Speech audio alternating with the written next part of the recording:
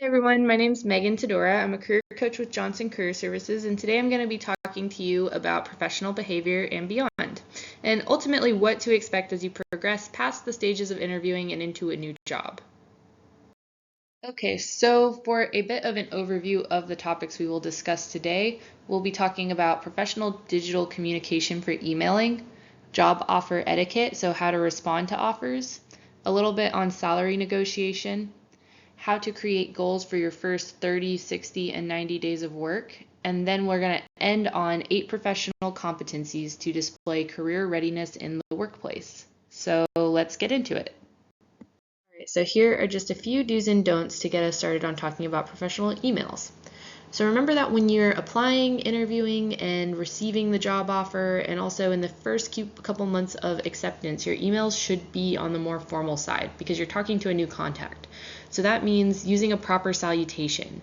Opening your email with hi or hey, it might be all right for colleagues that you're already friendly with, but for new contacts, you need to be beginning your emails with a proper respectful salutation, such as good morning, good afternoon, good evening, or hello. Make sure that you're proofreading. So before you send, make sure that you carefully proofread your email to adjust any misspellings or grammatical errors, because careless mistakes might make it less likely for others to take your emails seriously. Be sure to keep your emails on the concise side. Keep them short and sweet. Emails aren't meant to be as brief as text messages, but they are meant to be a form of quick communication. So if you notice your email's a little too wordy, try editing it down as to not overwhelm your reader. Be sure to keep calm, so never send any email while you're angry or otherwise emotional. Instead, you should try to calm down before responding and, if necessary, arrange a face-to-face meeting to discuss the remaining concerns. Whenever possible, avoid conflict over email because it can just lead to more misunderstandings. As for things to avoid, don't use buzzwords, abbreviations, or casual slang. Be respectful. Don't put anyone down. Emails can be shared quickly and easily, so be sure you don't badmouth anyone or speak unkindly. Avoid punctuating poorly. That means use periods consistently, go easy on the exclamation points, and don't use emojis, because emojis might actually divert your email to a spam filter or a junk mailbox. And lastly, don't forget the conversation closer. You need to sign off with a professional goodbye and a signature. So take a moment to look at these 3 examples. We have a formal, semi-informal, and an informal email. Each of them discusses the same topic, they're sent from the same person, and they're also sent to the same recipient. So you're going to notice that the formal wording on the formal email, in that the sender addresses the recipient as Mr. Rogers rather than by his first name or not at all, as seen in the other 2 examples. He speaks in a serious and informational tone rather than a more personal one, so he signs off with sincerely, not see you soon, which is more personal, and not bye, which is an abbreviated goodbye. And notice that on that signature where he uses his full name, he's also providing his department and company. So even if you're not involved with the company, you should have a signature. You should put your major in your school, something like Megan Tedora, computer science student, Eric Johnson School of Computer Science and Engineering, UTD, something along those lines, so that they know who they're emailing and they know who you're associated with already. When it comes to responding to a job offer, clear and prompt communication is crucial. Firstly, express gratitude for the offer, even if you're not accepting it. Let the employer know that you appreciate the opportunity they've given you. Secondly, clearly state your decision. Be concise and specific in your response, leaving no room for ambiguity. This ensures that both parties are on the same page. The employer should provide a formal letter or contract, and be sure to request one if they haven't mentioned it. It's important to have a written agreement that outlines the terms and conditions of your employment. And lastly, if you are declining, be sure to do so respectfully. Be honest and direct. You don't have to provide an explanation, but it can help the employer to understand your reasoning. This will help you maintain a positive relationship and might leave the door open for future opportunities. Now let's talk about how to broach salary negotiation and hopefully achieve a positive outcome. When it comes to negotiating your salary, the first step is to do your homework and research the market. Look into salary ranges for similar positions in your industry, taking into account factors such as your experience, qualifications, and location. Websites like Glassdoor and LinkedIn can provide valuable insights. This knowledge will give you a solid foundation to confidently negotiate your worth. And the next step is to know your worth.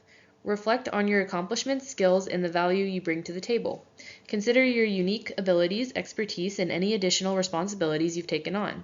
Remember that your salary should reflect not only your current contributions, but also your potential to grow and excel in the role. Now that you've done your research and know your worth, it's time to practice the conversation. You can practice with a friend or a mentor or a career coach through our services, and that can help you to build confidence and refine your negotiation skills. Anticipate potential questions or objectives from the employer and prepare persuasive responses. Remember to stay calm, professional, and assertive throughout the conversation. Lastly, it's crucial to know your bottom line. Determine the minimum salary you're willing to accept based on your financial needs and the value you bring to the organization. This is going to help you set realistic expectations and avoid underselling yourself. However, it's important to be flexible and open to negotiation while keeping your bottom line in mind. When entering salary negotiations, it's natural to focus on the base number. However, it's equally important to look beyond that figure and consider other factors. Think about the long-term potential of the role, growth opportunities, and the company's culture. A fair compensation package should reflect not only the monetary value, but also the overall benefits and opportunities you can gain. In addition to that base salary, don't overlook the importance of negotiating benefits.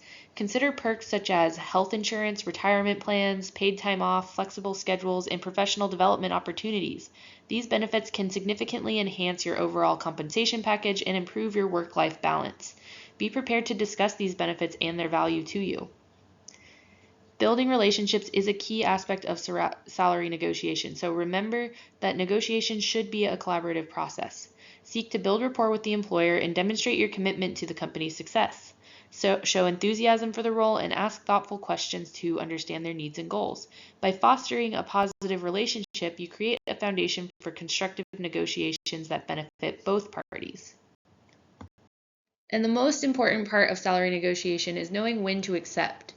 Be prepared to compromise and understand that negotiation is a two-way process. You should aim to strike a balance between your financial goals and the employer's needs. Understand the company's constraints and limitations, but also communicate your expectations and the value that you bring to the table. Aim for a win-win situation where both parties feel satisfied with the outcome. And remember, you do not need to negotiate, and you should not negotiate if you already have a good offer on the table. Now let's discuss what comes after accepting the job offer and how to set yourself up for success once you've started your new job or internship. A 30, 60, 90-day plan is meant to establish guidelines for you to achieve short and long-term goals in a new job. Creating a 30, 60, 90-day plan can help you to focus on identifying and achieving personal performance goals to make sure that you have a productive and smooth transition into the organization. Additionally, it's going to help your supervisor see that you're self-sufficient and goal-oriented, and this will help reflect that you are an employee worthy of development. So when it comes time for evaluations, promotions, or recommendations, your good work will come into their mind. So let's break this down by day. You should dedicate the first 30 days on the job to learning about the company and specific role. In this stage, you can identify your goals and create actionable steps to achieve those goals. And during your first 60 days, you can begin implementing the goals using the knowledge you've gained in your first 30 days. This stage focuses on your contributions to the company's mission and your desire to grow professionally. At the 90-day point, it's important for employees to focus their actions and goals on enhancing their contributions. Focus on using the knowledge and experience gained in the first 60 days to appropriately and effectively contribute to your team. Now, you might have heard of SMART goals, but I recommend using SMARTer goals, which is a similar but a little more detailed version. These can be a great way to make sure that the goals you set for your 30, 60, 90-day plan will be detailed enough to grant you the tools to achieve a positive outcome. So let's take a closer look. SMARTer goals means goals that are specific. What is the specific goal you want to achieve? The more detail, the better. Measurable. How will you measure the goal? How will you track progress and know once you've achieved it? Achievable. Can you achieve the goal? What skills do you have and which ones will you need to obtain? Relevant. How important is the goal to you? Is it relevant to your values and does it get you towards your purpose? Time-bound. When does this need to happen? What is the end date? Why does it need to be time-bound? Evaluate. How did you perform? What can you learn? Evaluate your process to get better results. And reward. When and how will you celebrate? Rewards help to build sustainable habits. So as you start developing your professional goals, something to keep in mind is career readiness. So what is career readiness? NACE describes it as career readiness is a foundation from which to demonstrate requisite core competencies that broadly prepare the college educated for success in the workplace and lifelong career management. So NACE is the National Association of Colleges and Employers, and they have recognized 8 career readiness competencies, each which can be demonstrated through certain behaviors. So we're going to talk about each of those competencies. So the first one is career and self-development. So proactively developing oneself and one's career through continual personal and professional learning, awareness of one's strengths and weaknesses, navigation of career opportunities, and networking to build relationships within and without one's organization. And so you guys doing ECS Cubed as a program, by the way, is a really great way to demonstrate this particular competency, because you are showing good proactivity for seeking out self-development and becoming aware of who you are in your career. So a couple of the sample behaviors one might demonstrate are showing an awareness of their own strengths and areas for development, being able to apply feedback and seek out continual growth in their skills and in their strengths and in those areas of improvement, developing plans and goals for one's future career, maybe using those smarter goals we talk about, advocating for oneself and others, displaying curiosity, assuming duties and positions that's going to help you progress professionally, establishing and maintaining professional relationships, and then voluntarily participating and seeking out in development opportunities or extra training or certifications, anything that's going to support your career. So next up we have communication. Clearly and effectively exchanging information, ideas, facts, and perspectives with persons inside and outside of an organization. So a couple of the sample behaviors to become familiar with are understanding and demonstrating verbal, written, and nonverbal communication, employing active listening, but also being able to persuade and influence others in a conversation, communicating in a clear and concise manner so that others can effectively understand your message, framing communication with respect to diversity of learning styles, varied individual communication abilities, and cultural differences, asking appropriate questions, and then also being able to ask for help when you need it. Next, we're on to critical thinking, identifying and responding to needs based on an understanding of situational context and logical analysis of relevant information. Some of the behaviors to become familiar with here are making decisions and solving problems using your context clues, so using reasoning and judgment as well. Gathering and analyzing information from a diverse set of sources and individuals to fully understand the problem. And that means getting different perspectives and getting different ideas, exploring the problem. Proactively anticipating needs and prioritizing action steps. So how will you proceed? Accurately summarizing and interpreting data with an awareness of personal biases that may impact outcomes. So how are you approaching the problem? Are you using your head or your heart? Are you able to balance those two?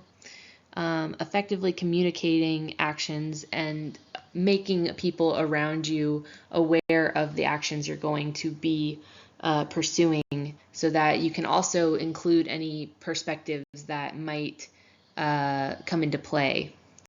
And then multitasking well in a fast-paced environment. Equity and inclusion, demonstrating the awareness, attitude, knowledge, and skills required to equitably engage and include people from different local and global cultures, engaging in anti-racist practices that actively challenge the systems, structures, and policies of racism. A couple of sample behaviors to discuss are soliciting and using feedback from multiple cultural perspectives to make inclusive and equity-minded decisions, actively contributing to inclusive and equitable practices that are going to influence individual and systemic change, making efforts to advocate for inclusion, equitable practices, justice, and empowerment for historically marginalized communities. Seeking global cross-cultural interactions and experiences that would enhance your knowledge and understanding of people from different demographic groups in an effort to pursue personal growth. Keeping an open mind to diverse ideas and new ways of thinking. Identifying resources and making efforts to eliminate barriers which would resulting from individual and systemic racism, inequities, and biases. Demonstrate flexibility by adapting to diverse environments, and address systems of privilege that limit opportunities for members of historically marginalized communities. Leadership. Recognizing and capitalizing on personal and team strengths to achieve organizational goals. A couple of sample behaviors here are inspiring, persuading, and motivating yourself and others under a shared vision. Seeking out and leveraging diverse resources and feedback from others to inform your decisions. Using innovative thinking to go beyond traditional methods. Serving as a role model to others by approaching tasks with confidence and a positive attitude. Motivating and inspiring others through encouragement and by building mutual trust. And initiating through planning, management, completion, and evaluation of projects. One we're pretty familiar with. Professionalism. Knowing work environments differ greatly, understanding and demonstrating effective work habits, and acting in the interest of the larger community and workplace. So the sample behaviors here are acting equitably with integrity and accountability to self, others, and the organization. Maintaining a positive personal brand in alignment with organization and personal career values. Being present and being prepared. Demonstrating dependability, whether that be reporting consistently for work or for meetings or time commitments and getting projects done on time, any expectations.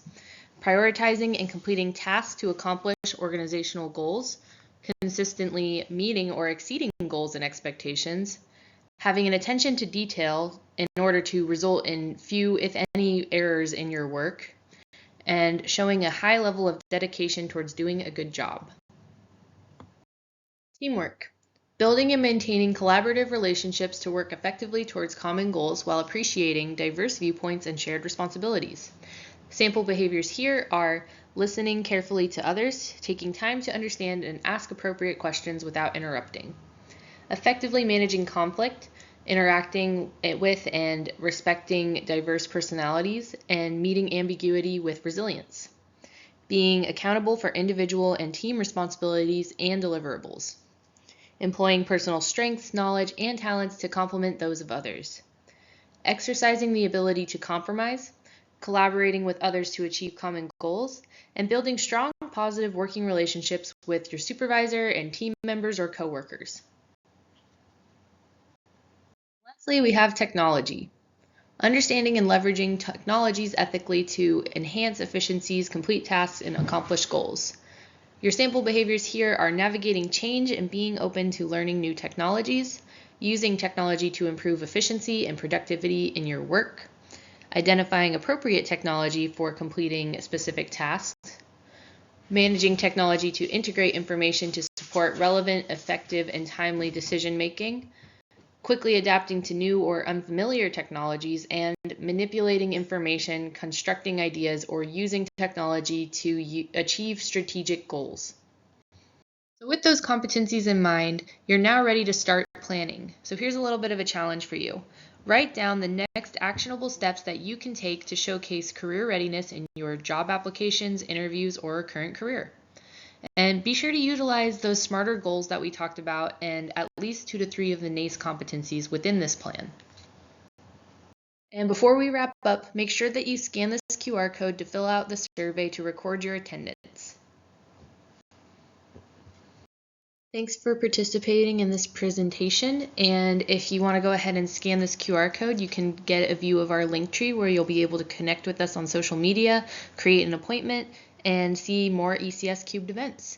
If you have any questions, please contact me at my email address, megan.tedora@utdallas.edu, and have a great day.